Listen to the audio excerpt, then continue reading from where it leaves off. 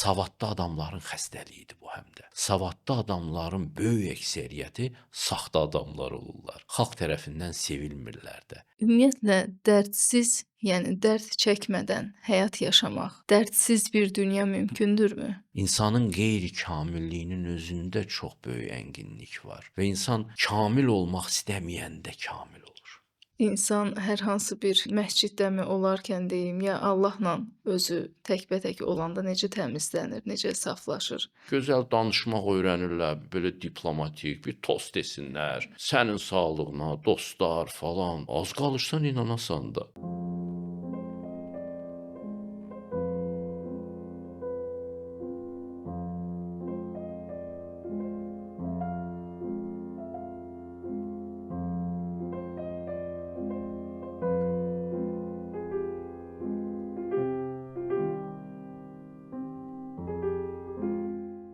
Salam, Anlama Sənətinin izləyiciləri. Bugün kanalımızın yeni bir qonağı ilə sizi tanış eləmək istəyirəm.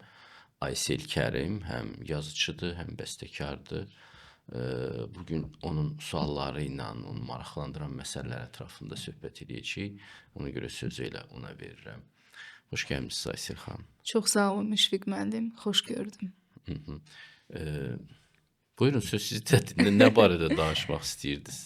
Mən Nəyi müzakirə eləyək? elə istəyirsiniz ilk sualımdan başlayaq. Əgər dünyada dua olmasaydı, insanın Tanrıya ucalan son ümid ipi qırılardımı?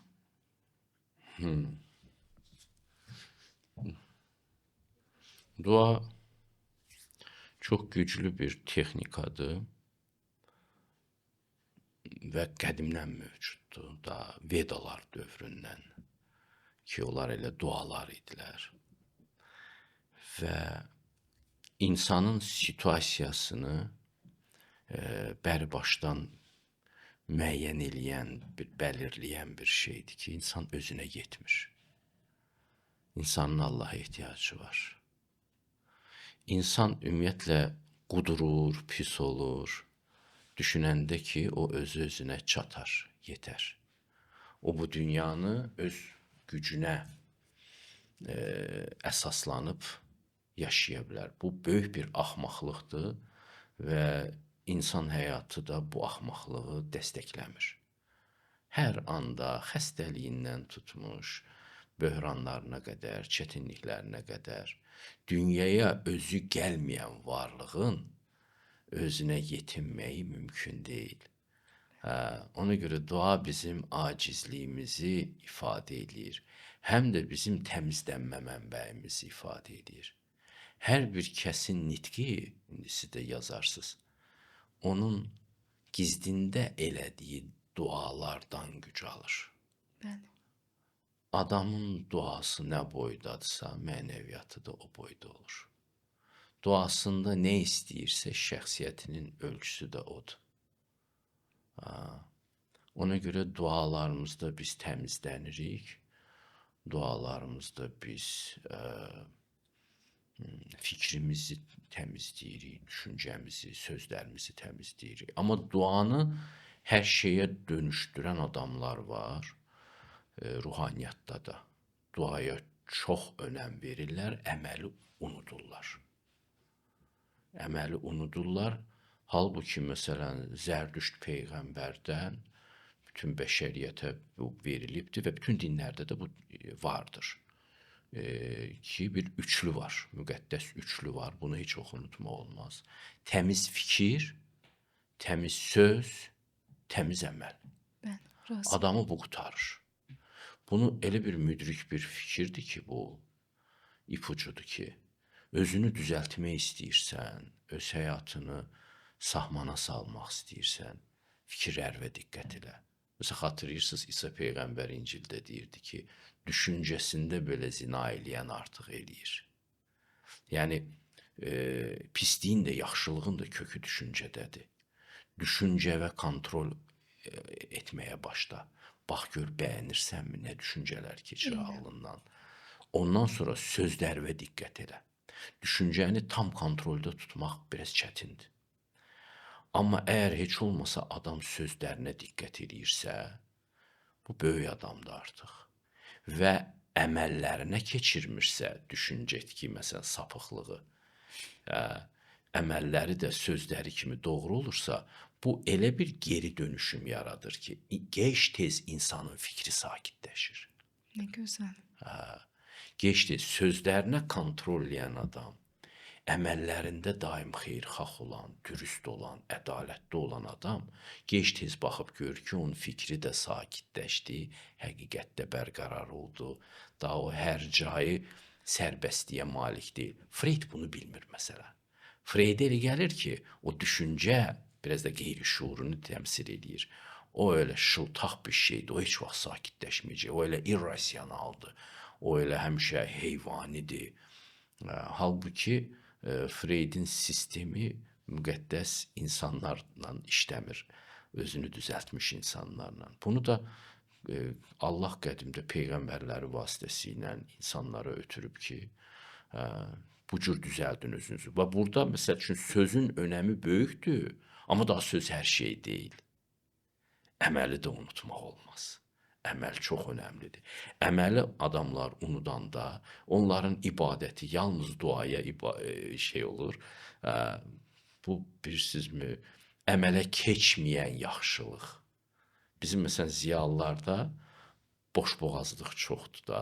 Ümumiyyətlə savadlı adam gücünü verir danışmağa. Və yavaş-yavaş onun sözləri içərdən boşalır, devalvasiya olur. Sözlər devalvasiya olur, o sözə heç nə ala bilmirsən. Heç bir dostluq ala bilmirsən, heç bir qəlbi cəlb eləyəmirsən. Söz necə oldu gücünü itirdi? Əməlsizlikdən. Ona görə əməl çox önəmlidir. Bəzən sözün yoxdur, əməlin varsa da böyüyürsən. Böyüyə-böyüyə gedirsən. Sənin sükutun belə danışır. Sənin üzün, gözün belə danışır, sözə dönüşür. Dilin danışmasa belə. Amma bəşəriyyətdə belə bir meymunluq var da. Savad alan kimi danışmaq öyrənir. Ego. Bir gözəl danışmaq öyrənirlər, belə diplomatik, bir tost desinlər. Sənin sağlığına, dostlar falan. Az qalırsan inanasan da. Amma bunlar hamısı sözdür. Sözü dəyərə mindirmək üçün əməllər vacibdir. Ona görə dua haqqında danışanda mən mütləq əməl haqqında danışmaq zorundayım. Zərurət hiss edirəm. Belədir yəni. Belə bir söz var. Deyirlər ki, Allah bağışlayandırsa, insan niyə bağışlamasın? Bəli. Amma bilmək istəyərdim, Allahın insanı bağışladığı hardan, hansı əlamətdən bilinir? Bu insanın yenidən ayağa qalxmaq, özündə güc toplamaq, yoxsa daxili sakitliyindən mi hiss olunur? Elə hamısı. Allah insanı bağışlayırsa, necə bağışlaya bilir? İnsan bədənini ödəyəndə. İnsan heç bir hərəkət eləmirsə, Allah bağışlamır. Çünki onun özü üçün bağışlamır. İnsan deyə bilər, Allahım bağışla, bir qələt də eləmişəm. Allah deyir, mən səni gerçəkdən peşman olmasan və peşmanlıq qaldı bir qırağa, pis əməllərvi, yaxşı əməllərlə üstünü örtməsən, mən səni niyə bağışlayayım? Sən yenidən qayıdacaqsan o yola, yenidən korlanacaqsan. Baxın, uşağın tərbiyəsində ana ilə atanın özəl rolu var. Atanın rolu çox önəmlidir. Ana məhəbbət verir uşağa, amma ata danlaya bilir. Atanın məhəbbəti şərtli məhəbbətdir. Ədalətli məhəbbətdir. Ana öz sevgisi ilə uşağı korlaya da bilər. Açıq qapıdır ana. Nə vaxt gəlsə qucağı hazırdır. O səni nə cür olsan sevir. Nə cür olsan. Bu çox belə sərf eləyən bir sevgidir.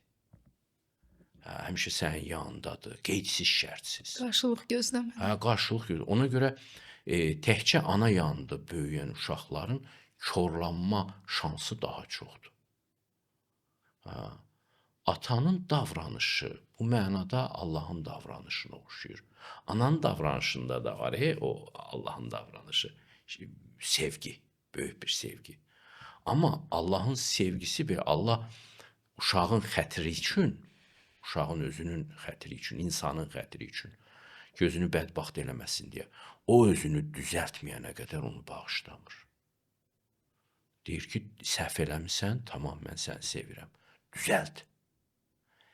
Düzəlt. Peşmanlığı dildə tövbə, yenə də dilə güc verirlər adamlar. Adamlar həmişə asana qaçarlar. Sözdə. Hə, sözdə peşmanlıq, sözdə dua, yox əməldə də dua eləyə bilərsən. Sənin əməlin, can atımların, xidmətin özü bir duadır. Ağac əkirsən, suluyursansa dua edirsən ki, bu bitsin. Mən xeyir əməl eləmək istəyirəm. Bax, bu əməli dualara daha çox şey eləmək lazımdır və əməli peşmanlığa, əməli tövbəyə daha çox güc vermək lazımdır ki, insan xalis olsun. Hə, indi bu peşman olubdu, görüb ki, pis oldu, amma pislikdən belə çıxmaq olmaz axı. Pisliyin bədəlini ödəyəcəksən, gedəcəksən, nə qədər yaxşı işlər görəcəksən ki, və bir kurqan, xeyir əməllərdən kurqan yaratmalısan ki, sənin o pisliyin üstü örtülsün. Pisliyin üstünün örtmək asan məsələ deyil. Qabilin peşmançılığında Quranda ayəsi keçir ki, qarğa gəlir, pisliyinin üstünü örtür. Deyir, mənim pisliyimin üstü örtülə bilmir ki. Qardaşını öldürdü. Ona görə də sadəcə olaraq tövbə sözü ilə, peşmanlıqla bu işlər olmur. Gərək dəyişdirəsən həyatı. Qüsurundan doğrudan da şey götürəsən. Çünki sən gerçəkdən özünü düzəltməmiş səni bağışlasalar, sən bir də sürüşüb düşəcəksən o qələtin içinə. Adamı korlamağın yolu budur. Adam özünü düzəltməmiş, onu bağışlayırsan. Ana məhəbbəti ilə. Bu olmaz. Olmaz. İndi bu bağışlamaq məsələsi ki, insan niyə bağışlamalıdır? İnsanlar ona görə bağışlayan olurlar ki, onlar Allahın yaxşı tələbəsi olandan sonra. Yəni, özü günahlara girib, çıxıbsa, o bilir ki, bu necə çətin şeydir. O azqınayan olur. Özünü düzəltmiş adam başqalarını azqınayır. Çünki bilir ki, bu necə çətindir özünü düzəltmək. Günahdan çıxmaq necə çətindir.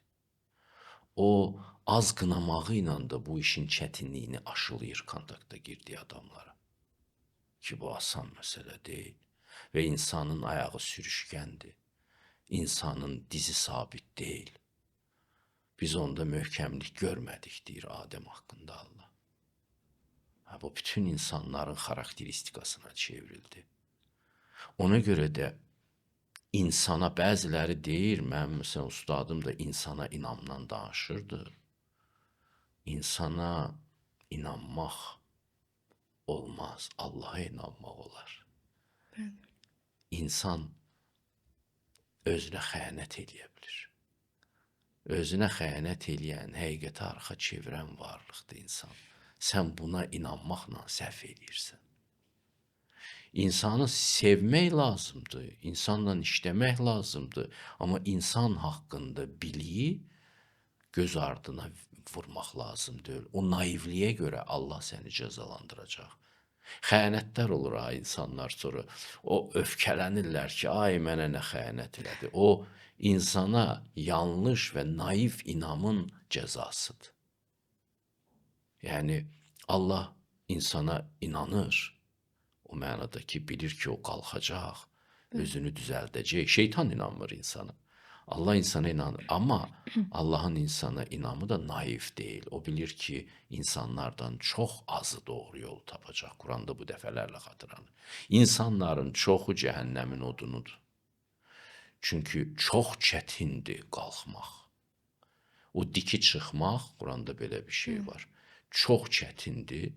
Ona görə də bu yolu keçən insanlar, yəni özünü düzəltmiş insanlar bağışlayan olurlar. İnsanı bağışlamaq həm də insandan çox şey ummamaqdan irəli gəlir. İnsanı bağışlaya bilməyən adam ya özünü uydurur, özünü çox kamil sayır ki, bağışlamır başqalarını. Bu da uydurmadır, yalandır. Hə, ya da insandan çox şey umur. Bu da yalandır. Bu da Allaha şərik qoşmaqdır. Bəli. Sən insandan niyə umursan ki? Sən Allahdan Allah um ki. varkən. Bəli. İnanın ki, insanlar bir-birindən o qədər sallaşırlar. Bir-birini işə düzəltmək üstündə, nə bilim, ruziyə görə elə bilirlər ki, bu adamdadır ruzi, bu mənə vermədi. İllərlə acıqlı qalırlar o adama qarşı. Hə, Şahid bəli, olmuşam. başa düşmürlər ki, ruzini verən Allahdır. Sonra bəzi adamlar birisi o birisinə bir pislik eləyir. Hə, yolunu kəsir. Elə bilir ki, böyük bir şey elədi. Hə, mənə birisi elə şey elədi. Dedi, birdən elə bilərsən ki, mən sənə mane oldum. Dedim, heç narahat olma ki, hər şey yaxşıdır bizim həyatımızda. Bəli. Sən istəsən belə mənə mane olanmazsan, əgər bir şey mənə veriləcəksə, özünü böyütmə. Hə, və bu yanlış düşüncədir, yanlış yanaşmadır. Sən istəsən belə mənə pislik eləyənməzsən. Allah izin verməsə. Hə, ona görə də bu həmişə ya insanın özü ilə bağlı illüziyalardan qaynaqlanır, bağışlamamaq. Ya da başqaları ilə bağlı. Hər bir halda bu cəhalətdir. İnsan bunun içindən çıxacaq, bədəlini verə-verə, göz yaşı ilə, ürək ağrısı ilə, ürək çapıqları ilə biz yalanlardan ayrılırıq. Başqa yol yoxdur. Hə. Düzdür.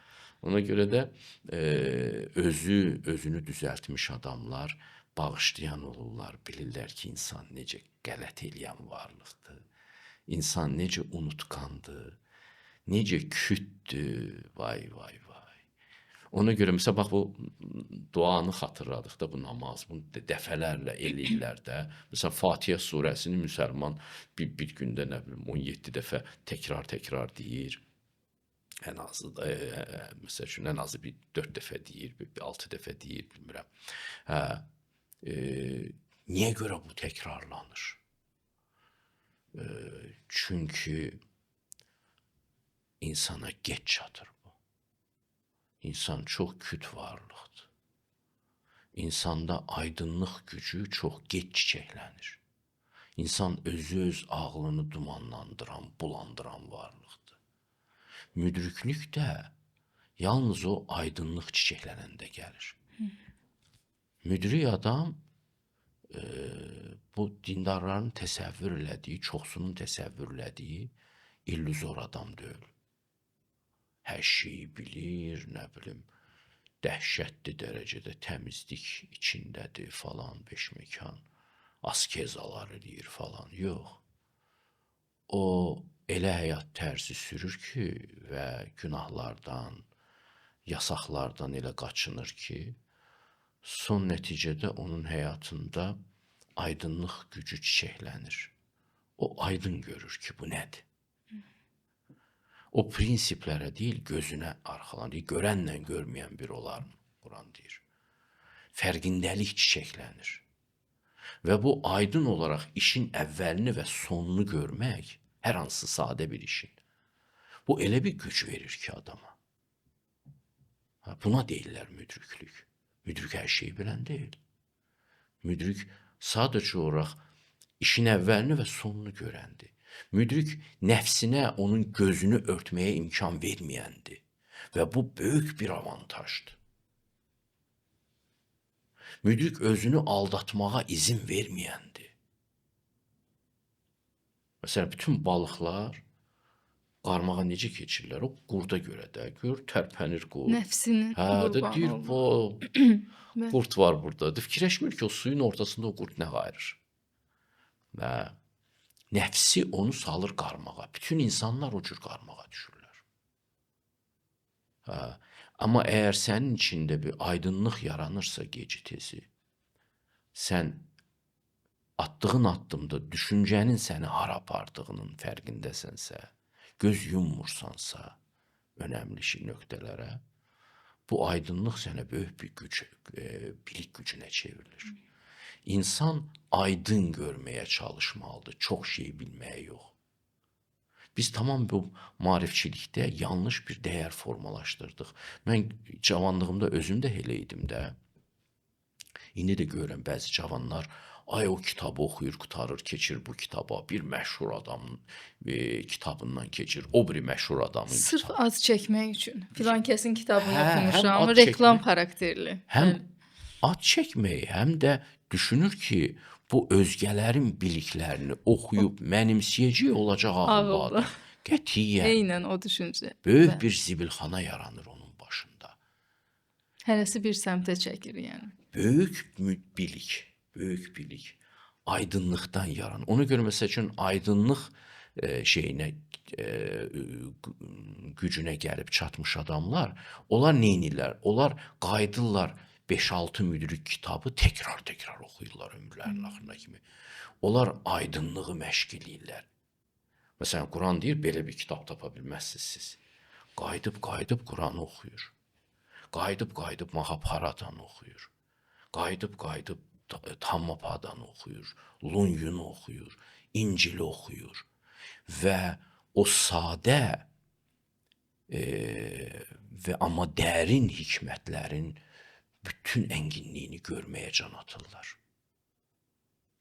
Onlar ənginliyə qədər gözlərini uzatmağa çalışırlar ki, bunun bütün dərinliyini əxs eləsinlər.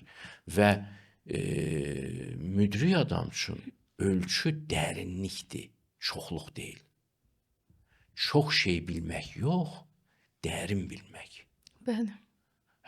Bu mənada heç kitab oxumayan adam belə özünü Razıyam. oxuya bilsə və başına gələnləri ki, bizim uşaqlıqdan başımıza gələnlər bir kitabdır. Ay, nə məktəbə getdik filan, aşiq olduq, nə bilim, döydülər bizi orada, burada bir faciə gördük, qohumlarla falan. Taley oldular. Bunlar hamısı söhbətlərdir. Güya məsələn romanlarda nədir ki? Dedikodular, söhbətlər, adamların başına gələn hadisələri oxumağı öyrənirsənsə, hətta məsələn böyük filosofları oxumasan belə, təkcə öz başına gələnlərin, gördüklərin əsasında varlığın hikmətinə vara biləcəksin. Razıyam sizinlə. Mən də bir əlavə etmək istəyərdim Müşfiq müəllim. Çox haqlısınız. Daha çox bir neçə il bundan qabaq rastlaşırdım. Şairlərdən soruşurdular. Bu aparıcılarımızın səhvi idi. Neçə şair adı çəkə bilərsən? Mənə də maraqlıdır ki, bunlar şair adını niyə soruşur? Yəni sən insanın yazdığına bax, onun istedadına bax. Bax gör ki, onda şairlik, yəni qabiliyyəti varmı, verilibmi Allah tərəfindən? Ona o şairlərin adını əzbərlədib nə əldə edəcəksən? Bu, yəni başından Sən professor ola bilərsən, şair olmayacaqsan. Şair olmayacaqsan. Yəni mənə də maraqlı idi ki, bu aparıcılarda təkrarlanan bu suallar nəyə lazımdır? Başından belə səhvdir, yəni olmamalıdır. Amma bir neçə yerdə irad bildirdikdən sonra baxıram ki, artıq o suallar o qədər də yəni aktiv deyil. Tək-tük aparıcılar ünvanlayır. Sən ədəbiyyat üzrə professor ola bilərsən. Bəli. Bir dənə şeir belə yaza bilməzsən. Razıyam Sən sizinlə. musiqi tarixi haqqında dissertasiya yaza bilərsən. Balaca bir nəğmə belə bəstələməmiş ola bilərsən. Çox razıyam. Və bunu gətirib çıxaram pedaqogikaya. Mən pedaqogika üzrə professorlar gördüm. Dərsində uşaqlar əsnəyirdi.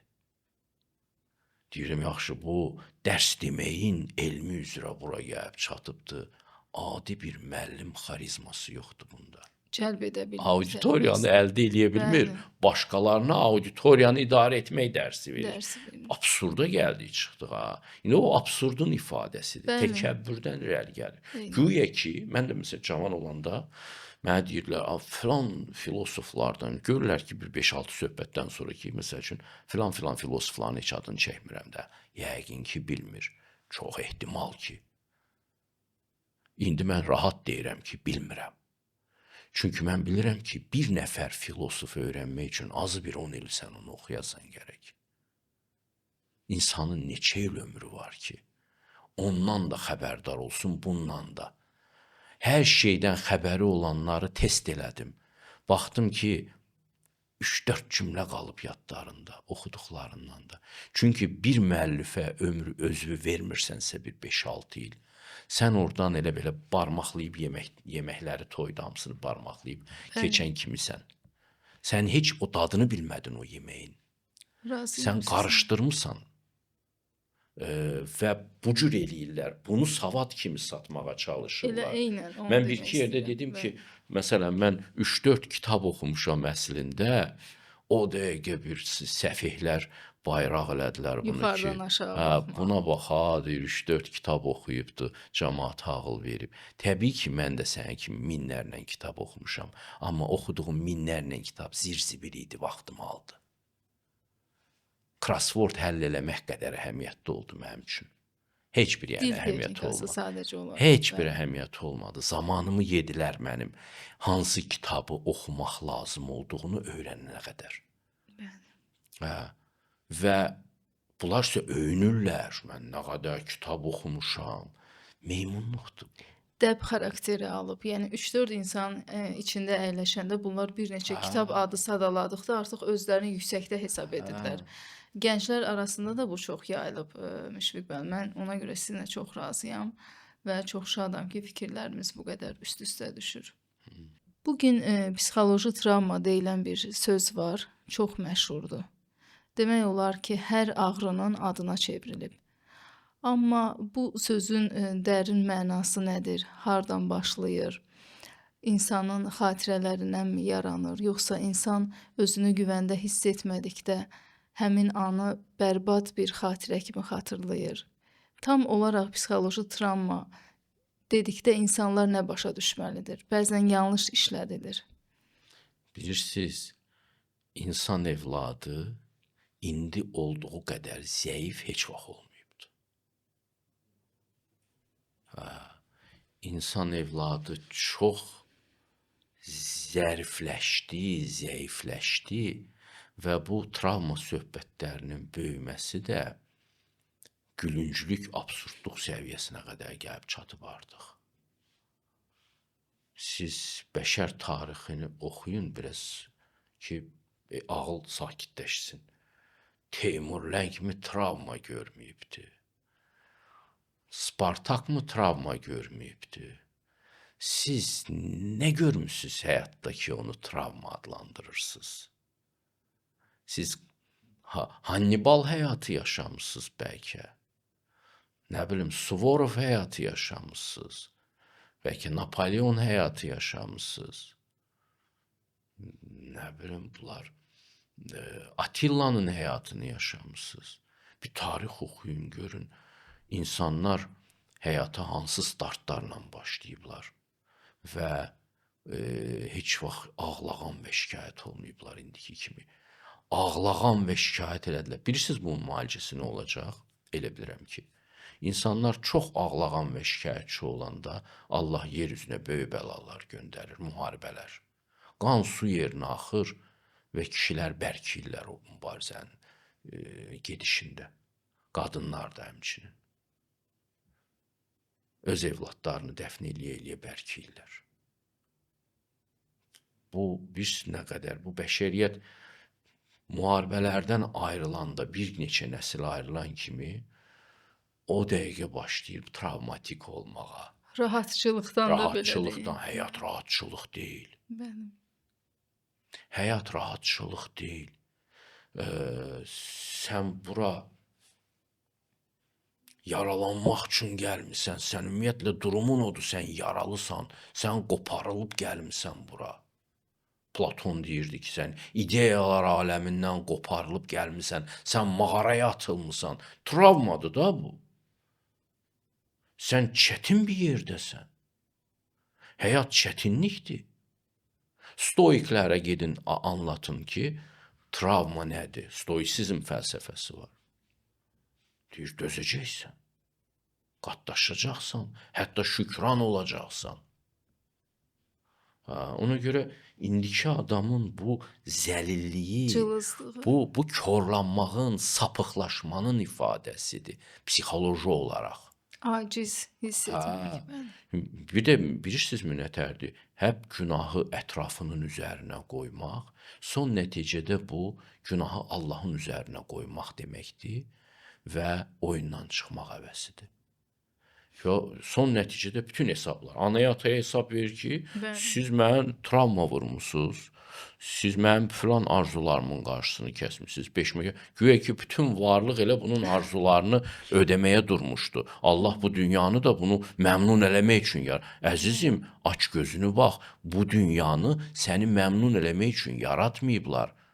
Sən gözünü açıb həqiqətlə bağ qura bilmən üçün yaradıblar. Sən qoparlı, sənin doğulman travma idi. Anan da travma aldı, sən də travma aldın. Ağrı, acılar içində doğulmusan. Gözünü aç bir həyata bax. Ondan sonra da sən ömrü boyu yeyirsən, travma verirsən kimlərəsə. Heyvanların ətini, heyvanları kəsirlər ki, sən yeyəsən. Ondan sonra bitkiləri yeyirsən, balıqları yeyirsən. Sənin yerişin belə bu planetdə travmatikdir. Sən nəyi götürüb nəyi qoyursan? Yük edirsən nə Ha, istəyirsən.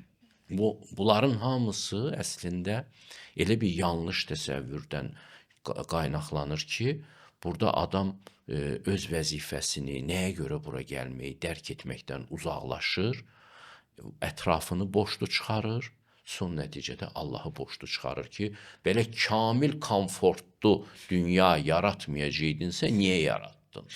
Hətta cənnətdən qovulmanı da. Siz elə düşünürlər, mənə yasaq ağacı göstərdin və vermədin onun meyvəsindən, sən mənə travma vurmusan.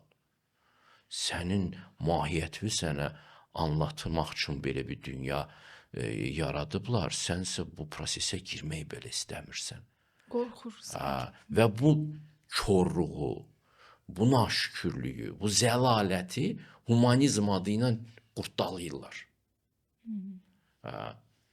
Biz bütün bilgiləri travma ilə alırıq. Bilmirəm, unutmuşam hansı müdrik deyib, amma yaxşı sözdür. Deyir, bizə kitabı göstərdilər, amma demədilər ki, bunun üstünə 50 il ömür, bir də pardaq-pardaq olmuş ürək qoyasan gələ, onda o həqiqət olur. Həqiqəti biz ağrı ilə, acı ilə dərk eləyirik. Savaşaraq. Ürəkdə çapıqlar yarana-yarana dərk eləyirik, travma ala-ala dərk eləyirik. Eşq özü nədir? Travmadır. Qızıl gülün qönçəsini yarması nədir? Travmadır. Bülbül nədən elə yanğılı şəkildə oxuyur meşədə? Travma alıb. Taqor deyir ki, dünya qəlbimi istirabla öpüb, əvəzində ona nəğmə deməyimi istədi. Budur həyatın mahiyyəti, Taqorun yanaşması, bir də bunların yanaşması ki, məni bu hamısı günahı öz üstündən atmaq üçündür, məsuliyyətsiz, zəlil insan tipi yetişdirmək üçün. Yəni, güya buna fürsət versəymişlər, alçaq dağlar yaradarmış. O bir imajı yəni elə götürür ki, güya ki, qadir imiş. Bəli. İndi tutalım ki, gerçəkdən də travmalar var. Travmalar yaralardır. Onları dərk eləyib çıxmaq lazımdır. Onlar bir motivasiyadır əslində sənin inkişafın üçün. O travmaları sənə Allah vurubdur. Özü aldatma. Yarpaq belə onun izni olmadan düşmür. O düşünüb ki, sən bunu yaşayıb, bunu aşıb keçməklə ona sarı gələ bilərsən. Ən ağır travmam belə. Ağlamağın yolu yoxdur. Qisasın yolu yoxdur. Üsyanın yolu yoxdur. Ancaq bol-bol, ona görə Allah deyir, bol-bol şükr eləyin ki, bəlkə qavrayışınızı düzələ, görərsiniz başınıza gələnlər nədən gəlir. İnsan çox vaxt dirəşir, anlamır. Çox kirli adamlar, çox geridə qalmış adamlar başına gələn hadisələrin nəyə görə gəldiyini anlamır. Az bulaşmış adamlar həmən anlayır ki, bu hadisə niyə görə gəldi onun başına və şükr eləyir Allah. Təşəkkür eləyir ki, hələ çox yüngül xatırlatdı ona. Ona görə də nə baş veribsə belə, bunlar hamısı həyatı dərk etmək üçün bir stimula çevrilməlidir, bir motivə çevrilməlidir. Sən o yara çox yaxşıdır, onun üzərinə meditasiya eləyə bilərsən. O yaravın həllini axtaracaqsan həqiqətdə. Həqiqət gələndə sənin bütün yaraların sağalmış olacaq. Və sən sağlam bir fəaliyyət qoyacaqsan ortalığa. Müdriklük o zaman gəlir. Sənə yaraları vurublar ki, Sən yaravın e, sakitləşdirəcək məlhəmi axtarasan. Bəzən soruşurlar, həqiqət nədir? Deyirəm, o həqiqət sənin yaralarının məlhəmidir. Bütün sualların dinəcək, sakitləşəcək. Bütün hər şeyi anlayıb qoyacaq. Amma səndə bu yara da olmasa, sən niyə axtarasan ki, həqiqəti? Kefindən, sadəcə olaraq belə maraq xatirinə həqiqəti axtaran böyük həqiqətə çatmır. Həqiqəti yalnız ağlaya-ağlaya axtaranlar. Alternativsiz olaraq ölürəm, tapmasam öləcəm deyə axtaranlar. Ona görə aşiq obrazı qoyurlar da sufilər ki, Məcnun obrazı. Yəni ki, bu Leyliyə çatmasam yaşayanmaram. O bala yeməyim var, içməyim var, yaşa da. Yox, o Leylini o dərəcədə dərd kimi qavrayır. Bax, həqiqəti o dərəcədə dərd kimi, dərdə dərman kimi axtaran adam, hə, o həqiqətə çatacaq. Sosial şəbəkələr bəzən insanların əsl, gerçək üzünü gizləyir. Onlar sanki cəmiyyətə özlərini deyil, yəni özlərini necə göstərmək istəyirlərsə, o cür nümayiş etdirməyə başlayırlar. Sizcə, yəni bu nədən qaynaqlanır? İnsan özünü tapmayana qədər özünün əvəzinə başqalarını təqdim eləyir də. Bu qədər bu sadədir. Bəli. İnsan öz üzünü tapana qədər meymunluqla məşğuldur. Bir uşaq olanda o bilavasitə olubdur. Özü kimi. Özü olubdur. Ona görə uşaqlar çox sevimli varlıqlardılar. Özü olmaq son dərəcə orijinal olmaq deməkdir. Amma ağlın inkişafı ilə insan bir saxtalıq yoluna girir. Ağıl da zəruri olaraq inkişaf eləməlidir. Ağlın inkişafı ilə insan özgələrini öyrənməyə başlayır. Məsələn, bax, fikir verin, biz məktəbdə Nizamini öyrənirik, Füzulini öyrənirik. Bizə başqalarını öyrədirlər və bu prosesdə biz daim başqalaşırıq. Öyrənmə prosesinin ağırlığı budur. Bu belə olmalıdır. Özündən ayrılmalısan. Və ayrılandan sonra kim ki özünə doğru gələ bilir, həqiqət dolayısıyla. Həqiqət sənə sənin özünü qaytarır. Həqiqəti təyin etmək çox çətindir. Bayaq dedim, bir təyin odur ki, o sənin yaralarını müalicə edəcək. Ona görə o individualdır. Birisi üçün bir söz ilə gəlir həqiqət, başqası üçün başqa sözlə gəlir həqiqət. Çünki yaralar arasında fərq var. Amma həqiqətin bir xarakteri də budur ki, o gələndə sən öz orijinallığını doğursan, dünyaya gətirirsən. İkinci dəfə doğulursan, sanki uşaq olursan bir daha. Amma artıq təcrübəli bir uşaq olursan. Naiv uşaq deyilsən də. Lakin burada da bir vəhdət olur sənin təbiətinlə, öz səsindən danışırsan, öz sözündən danışırsan, öz emosiyalarından danışırsan, öz gülüşündən gülürsən. Valla insan özünə çatmayıbsa, onun gülüşü də özünkü deyil, onun səsi də özünkü deyil, onun söhbəti də özünkü deyil. Hamısı prakatdır. Razıyam. Üz ifadələri belə prakatdır. Ona görə müdriklük bu qədər zəruri bir şeydir. O bizə bizim orijinallığımızı qaytarır. Sizə bir şey deyim, yer üzündə nə qədər dahi, böyük adam olubsa, onların ən ümdə əlaməti odur ki, onlar özlərini oxşayırlar, orijinaldılar. Kimisə təkrarlamalı. Təqlid eləmirlər. Və çalışmırlar. Çox gözəl təqlid etmələr var. Rəssamlıqda da, bəstəkarlıqda da, ədəbiyyatda da imitasiyalar var. Və savadlı adamların xəstəliyidir bu həm də. Savadlı adamların böyük əksəriyyəti saxta adamlar olurlar. Xalq tərəfindən sevilmirlər də. Onlara dırnaq içində müəllim adı qoyurlar. Bəzən komediantlar da belə müəllim obrazını gülüş hədəfinə çevirirlər ki, o savadlanmış, özündən uzaqlaşmış, süniləşmiş bir insan deməkdir. Eynən. Bu barədə hələ Konfutsi deyirdi, eramızdan əvvəl 5-ci əsrdə. Deyirdi ki, gərək elə savadlanasan ki, Nəcib kişilər kimi, təbiiliyindən ayrılmayasan. Süniləşməyəsən.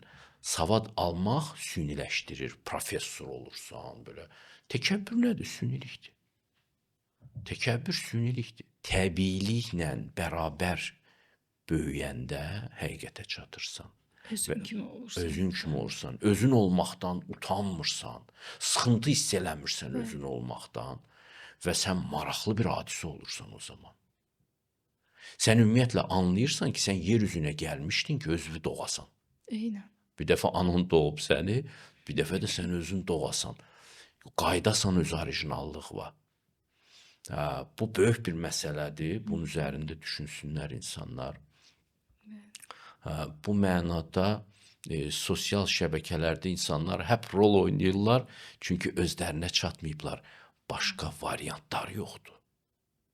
Əlacları yoxdur. Onlar mütləq süni intellektə müraciət eləməlidirlər. Bir özlərinin daha belə təmizlənmiş, filtrdən keçmiş şəkillərini qoyacaqlar ora. Perfect vəziyyətlərini qoyacaqlar. Onlar anlamırlar ki, onların təbiiliyində əgər ona çatarlarsa, hüsn daha çoxdur, daha dərindir. Başa düşürsünüz? Allah yeryüzünü qəsdən perfekt yaratmadı. Bizim bütün əşyalarımız perfeksionizm qoxur. Məsələn, avtomobilləri polirovkası deyən bir problemi var. Avtomobili elə eləmək olar ki, polirovkası olmasın da, cilası olmasın. Amma biz onu polirovka, o bizim perfeksionizmimizin ifadəsidir. İndi aerodinamika ilə zatla da bunu izah eləmək olar, amma biz əksər əşyalarımızı, sürətli olmayan əşyalarımızı da cilalayırıq. O bizim içimizdəki perfeksionizmdən irəli gəlir. O qorxaqlıqdır, idraki qorxaqlıqdır. Həyat adidir, təbiidir və Çətinləşdirməyə gərək yoxdur.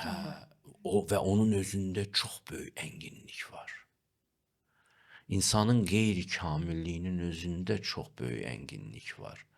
Və insan kamil olmaq istəməyəndə kamil olur. Məsələn, gəncliyimdə bu da mənə çox tutmuşdu. İnsanlar biraz elm öyrənəndə, ya həqiqət axtaranda istəyir çox mükəmməl olsun. Çox mükəmməl olmaq səni kamillikdən uzaq qoyur. Ömrü boyu çata bilmirsən sonra ona. Mükəmməlliyətçilikdən gərək əl çəkəsən. Mən məsəl üçün izləyicilərimdən də bu var. Bir görsən bir səhv tapırlar məndən yazılar belə. Girirsən səhifəsinə, heç nə yoxdur səhifəsində. Bomboş. Deyirəm ki, əzizim, sən bu qədər müdriksən, bax mənim səhvlərimi tapırsan hətta. Sən niyə cəmaatı özün maarifləndirmirsən? Səhifən boşdur axı sənin. Sən mənim necə danışmalı olduğumu bilirsən. Məndə səhvlər tapırsan, irad bildirirsən, yol göstərirsən. Amma özünün qabın niyə boşdur? Düşünürsən bunun üstündə? O perfeksionizm qoymur onu inkişaf eləməyə. Onlar ayda da ləkə axtarırlar ancaq. Ayın işığından danışma, ləkəni axtarırlar. Ləkə haqqında danışırlar. Elə bilirlər, bu da həqiqətdir. Yox, bu həqiqət deyil. Allah dünyanı qeyri-kamil yaradıb, içində kamilliyi gizlədibdir. Biz də həp bu qeyri-kamilliyə baxırıq. Allah bu dünyanı barmaq kimi yaradıbdır, özünü nişan verir. Biz elə barmağa baxırıq. Barmağın əyriliyinə baxırıq. Heç o aya nişan verən istiqamətə baxmırıq. Problemimiz bu deyə bizim. Ona görə də bu dərin bir məsələdir. İndi bir söhbətə bunu tükətmək mümkün deyil. Amma insan nə qədər ki öz orijinallığı ilə qovuşmayıbdır, bütün bu perfeksionizmdən əl çəkməyibdir, sakitləşməyibdir, onun həqiqi inkişafı olmur, özünü tapmır, özünü tapmayınca maskalara ehtiyacı var onun.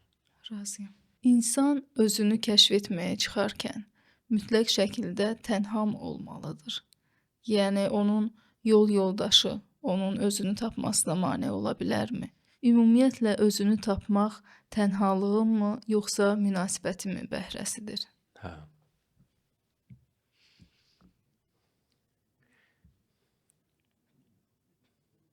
Bu yaxınlarda bir yoldaş status yazmışdı. Deyir ki, indiki müdriklər deyir, cəmaatın içində olmağı sevirlər, tənhalığı sevmirlər. Qarışdırıbdı. Müdriklər tənhalıqda doğulurlar, amma tənhalıq üçün doğulmurlar. Tənhalıqda, o mağaralarda, meşələrdə, məsələn, Budda meşədə qalıb 20 il. Ondan sonra Məhəmməd Peyğəmbər mağaraya çəkilirdi xeyli zaman. 8 il deyirlər Zərdüş mağarada qalıbdı. Bu tənhalıq barama dövrüdür. Barama dövrü zəruridir. Qapanırsan, başqası sənə mane ola bilər burada. Burada tam olaraq özündən çıxış eləməlisən. Bu sənin hünərin olmalıdır. Ruh kollektiv doğulmur. Ruh fərdi doğuluşun əməlidir. Fərdi qeyrətin, fərdi çabanın əməlidir. Kollektiv ruh doğulmur. Bu mənada, məsələn, mən kollektiv yaradıcılığı da bəyənmirəm, sevmirəm. Elə onu deyəcəkdim mən də. Bəli. Təklikdə yaranır, əlbəttə. Bəli. Bu bir qəlbdə yaranmalıdır. Bu ruhlanma dedik ki, fərdi çaba istəyir də. Ona görə tənhalıq lazımdır. Amma sənin tənhalıqda əldə elədiyin həqiqətin müştərisi insanlardır. Mağaraya çəkilmək var, mağaradan qayıdıb insanların içinə qayıtmaq var. Və sivilizasiya bu zaman yenilənir ki, insan özü gedib həqiqətə çatır. Bunun indi peyğəmbərliyini mən maksimum qütb hadisəsi kimi verirəm. Amma biraz daha balaca hadisələrdə belə, məsələn, Nəsimi kimi hadisədə, Cəlaləddin Rumi kimi hadisədə, nə bilim, başqa bir daha balaca böyüklərdə götürmək olar. Onların hər biri fərdi təcrübədir və o fərdi təcrübə sonunda gəlib cəmaatla bölüşməyə çıxır. O bölüşmə mütləq olmalıdır. O qurd baramanın içinə çıxandan sonra gözəl bir kəpənək olur və qanadlarını açır və dünyaya deyir, baxın mən necə bir gözələm. Baxın mən necə bir gözəllik yetirdim tənhalığımın içindən. Onu mütləq bölüşmə hissi olur. Kəpənək ömrün çiçək açmasının rəmzidir. O elə bir ki, uçan bir çiçək olur. Və çox gözəl bir rəmzdir, çox gözəl bir sözdür. Allahın sözüdür kəpənək. Və bizə deyir ki, siz də beləcə o tənhalıqdan keçəcəksiniz və sonra özünüzü dünyaya göstərməkdən utanmayacaqsınız. Möhtəşəm. Çünki ona qədər insanlar həp pozalara girirlər ki, halbuki göstərməyə bir şey də yoxdur. Ondan bundan oğurluqdur, plagiatdır, onun sözü, bunun sözü. Mən məsəl üçün, ayıbdır, bu yaxınlarda bir fəlsəfə səhifəsi gördüm. Adam mənim bir 10-15 il bundan əvvəlki məqaləmi götürüb verib orada. Bilmirəm nə tərərinə keçibdi. Ola bilər mənim əvvəlki statuslarımdan axtarıb tapıb eləyibdi. Yazdım ki, bu mənim yazımdır axı. Mən öz obrazlarımı, cümlələrimi tanıyıram. Adam məni boşlu çıxartdı, inarsınız. Dedi, yalancısınız siz. Bu mənim... Deyirəm, Allahın umuduna buraxıram səni, bir şey demirəm. Məhdəl qaldım insanın dirənişinə. Yəni, mənim yazımı üzümə dirəndi ki, o bizim özümüzün yazımızdır. Yəni, Tanınmazlıq. Maraqlı hadisədir. Yəni, amma insan bu cürdür. İnsan öz gözəlliyini yetirməyibsə, o oğrudur. O hətta düşmənindən belə oğurlayacaq. Biri görürsən, durursan ki, ermənilər bizim malları oğurlayırlar, deyirlər. Axı düşmənsən, heç olmasa qürurun olsun, məndən oğurlama da. Eynən, bəli. Yəni, mətbəx oğurlayırlar, adlar belə türk adlarıdır. Qürurun olsun da, bunu öz adıma çıxma heç olmasa. Amma insan Özünə çatmayanda hələ qürur falan bu sözlərə o istəyir o boşluğu nə ilənsə də doldursun. Bəli, özünü ifadə edə bilsin. Ha, Oğurluq özünü ifadə edə bilsin. materiallarla, bəli. İndi bu insanlar bəlli bir məqamdan sonra da əvvəldə bu insanlar həmişə bizə yardımçı olurlar. İnsanlar güzgüdülər, bizə göstərirlər bizim özümüzü. İnsanlar konfliktlər yaradırlar. Bizim həqiqətlə olan konfliktimizi insanlar bizə anlatır. Onlarla münasibətlərdə bu həmişə aşkara çıxır. Əgər sənin həqiqətlə ayrılığın varsa, ziddiyyətin varsa, sən insanlarla düz gəlməyəcəksən və o konfliktlər səni incidəcək. Bu mənada yaxşı ya pis bizə təsir etmiş bütün insanlar bizə bizim özümüzü göstərirlər, bizə kömək eləyirlər. Məsələn, mənim o yazımı oğurlayan adam da mənə kömək eləyir. Mütləq kömək eləyir. Mənim haqqımda tənqidi yazılar yazırlar vaxtaşırı, məsələn, təhqir eləməyə çalışırlar. Əvvəllər biraz hirslənirdim, indi baxıram ki, onlar mənə kömək eləyirlər. Onlar məni yoxlayırlar. Onların vasitəsilə Allah məni yoxlayır. Səbrimi yoxlayır. Qoyub qaçacaqmı bunu yoxlayır. Ki, nə qədər sən əminsən buna. Nə maraqlı. Ona görə də bu mənada başqa adamlar bizə həmişə kömək eləyirlər. Amma başqa adamlara çox ümidli olmaq da lazım deyil. Bel bağlamaq. Bel bağlamaq. İnsan ancaq Allaha ümidli olmalıdır və öz işlərini görməlidir. Tək qalsa belə bu yolda, Bəli. məsələn, İmam Əli kimi ya Hüseyn kimi tək qalsa belə mübarizəsini davam etdirməlidir. Sona qədər.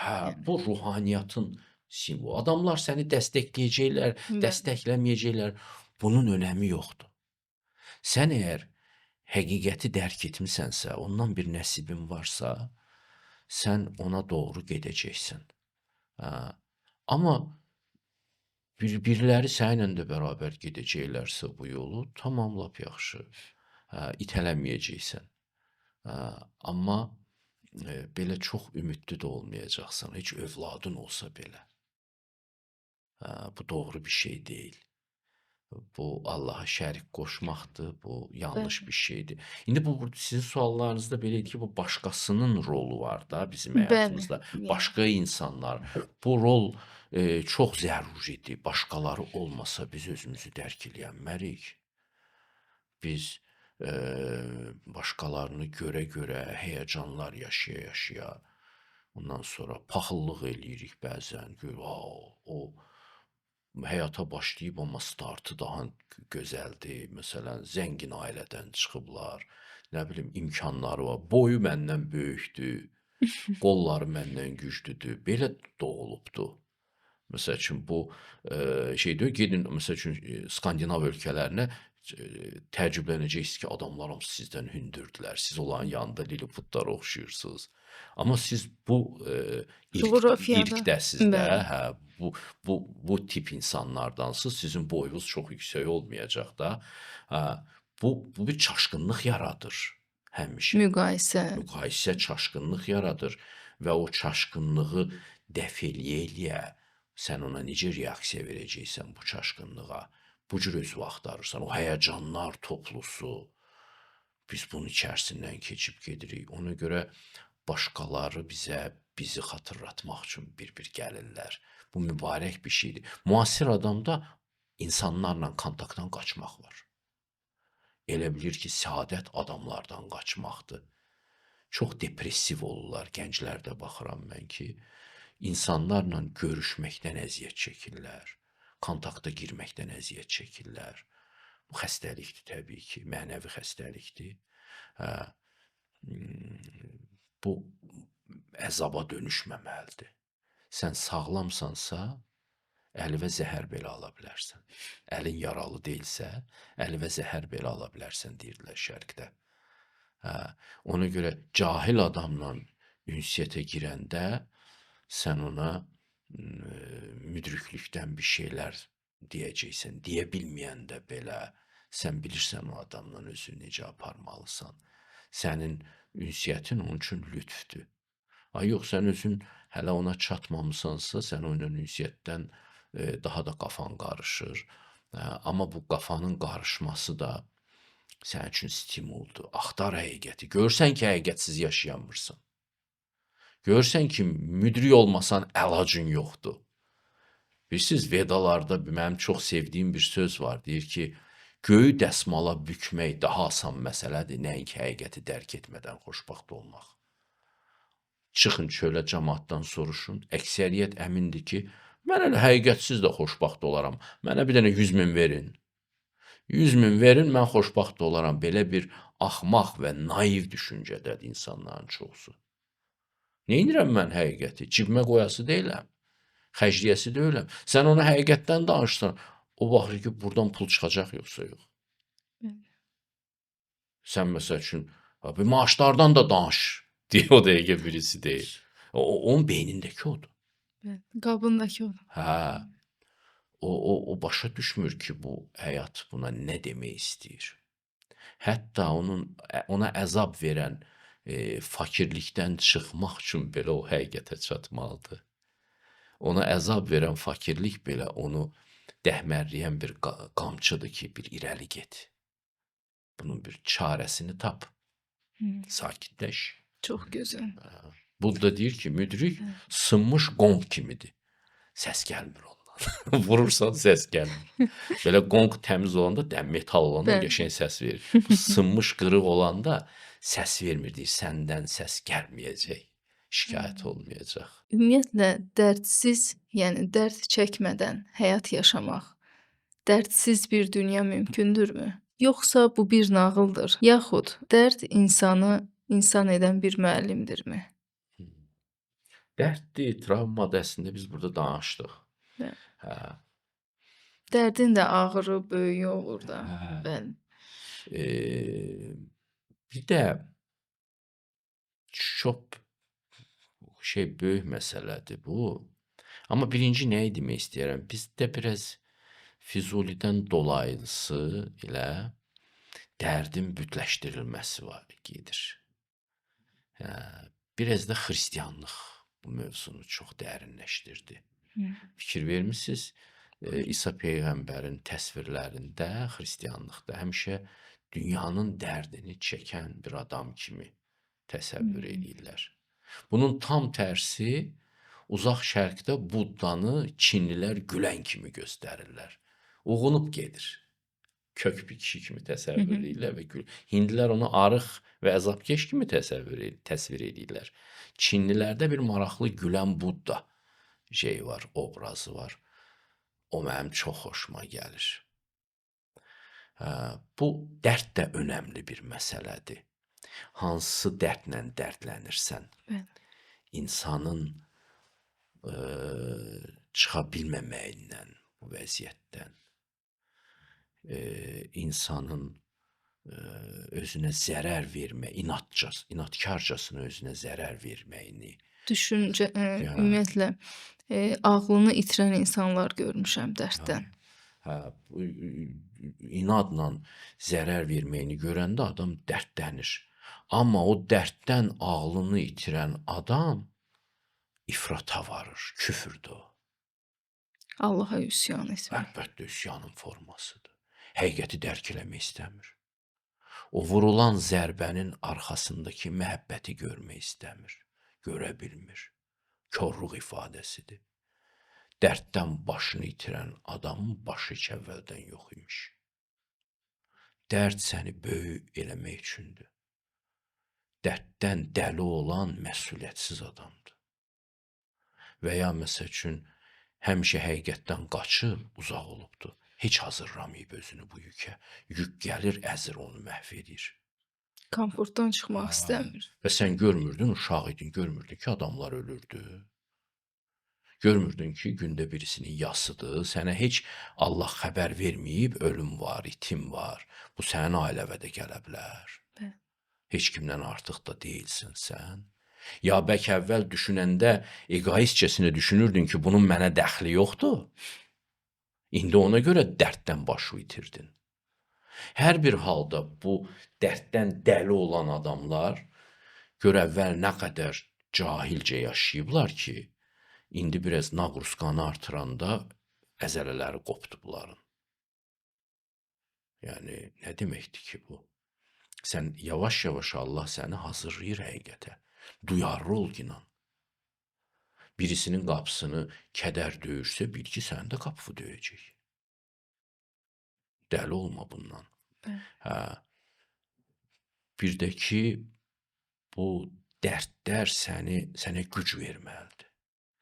Dərddən kədərlənmək bir işdir, dərddən güc almaq başqa bir işdir. Ki görsən ki, insanlar bunu eləyə bilmirlər. Allah dərdi açır. İnsanların çoxsunu cəhənnəmə salacam. Bacarmayacaqlar. Budda deyir ki, bu sahili tərk eləyənlərdən çox az adam o bir sahilə keçə biləcəkdir. Dərddir də.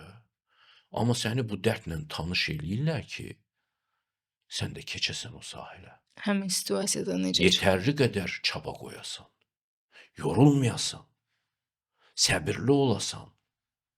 Davamlı olasan. Sabit qədəm olasan ki, keçəsən bu çətinliyi. Ona görə dərddən yıxılmağa nə var ki? Dərddən dikəlmək lazımdır. Bir də dərd adama dərinlik verir. Dərdsiz düşmənin olsun həqiqətən. Dərd adama dərinlik verir. Dərinliyi sən başqa harda toplaya bilərsən ki, dərdin yoxdursa sən. Bu mənada burada həm yanlış anlaşılmış şeylər var. Yəni dərdə doğru yanaşmaq lazımdır. Burada əhəmiyyətli məsələlər də var. O Füzuli məsələsində deyir ki, o dərddə mən özümü tapıram. O dərd mənim ikinci mənimdir. O dərddə mən böyüyürəm. Gələk həkim dərdimi biraz da artır ki, inan. Bunlar səni göndəriblər ki, mənə müalicə eləyəsən. Sən başqa bir əlac ver, dərd biraz da artsın. Çünki bu dərddə mən insan oluram. Bu dərddə mən kim olduğumu dərk edirəm. Amma bunu da belə çox böyütməli deyirlər də. Məsələn, müdrik adamı kədərli adam kimi təsəvvürləyirlər. Müdrik adam həm də gülən adamdır. Və çox enerjilidir, işləyir.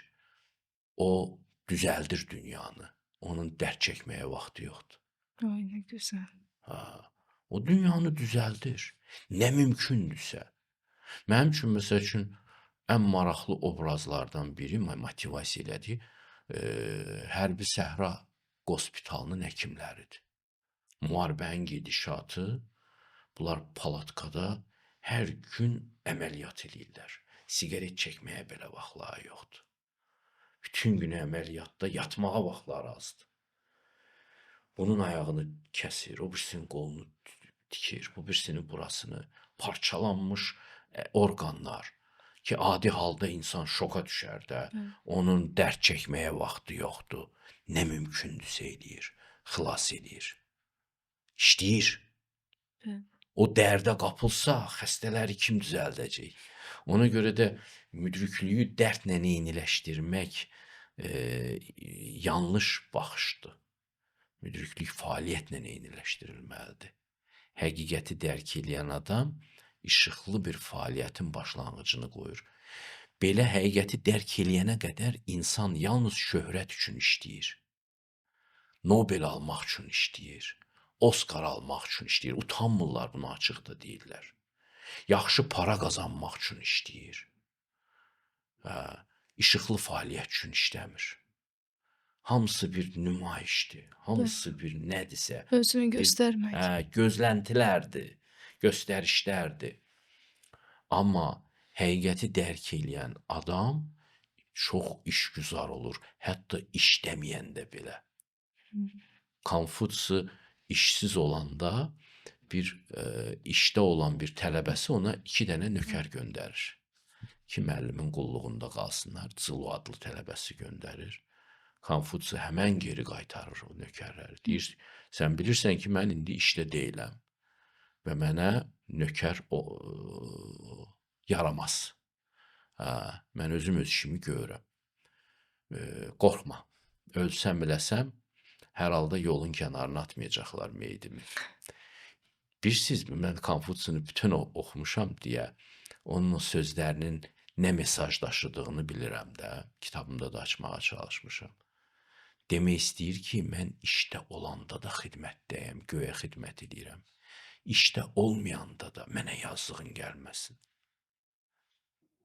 Mən həmişə xidmətdəyəm.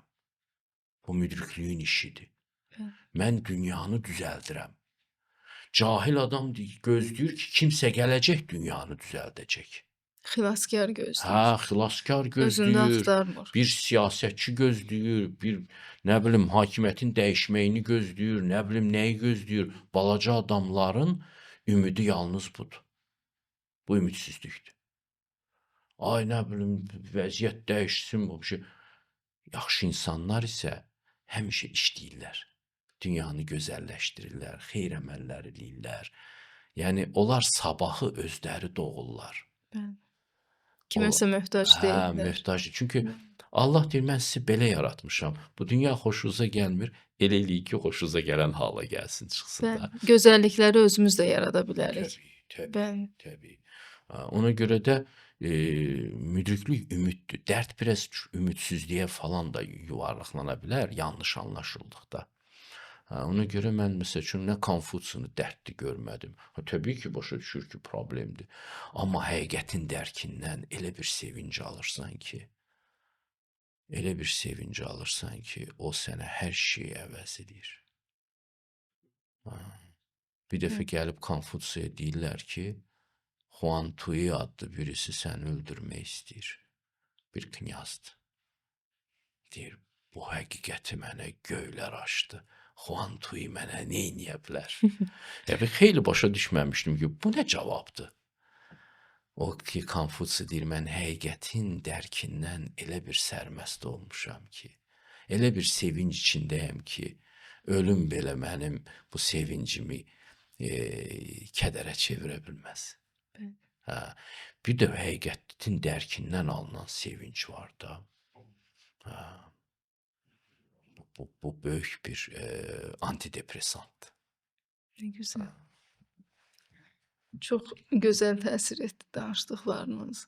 Belə sanki insan hər hansı bir məsciddəmi olarkən deyim, ya Allahla özü təkbətək olanda necə təmizlənir, necə saflaşır.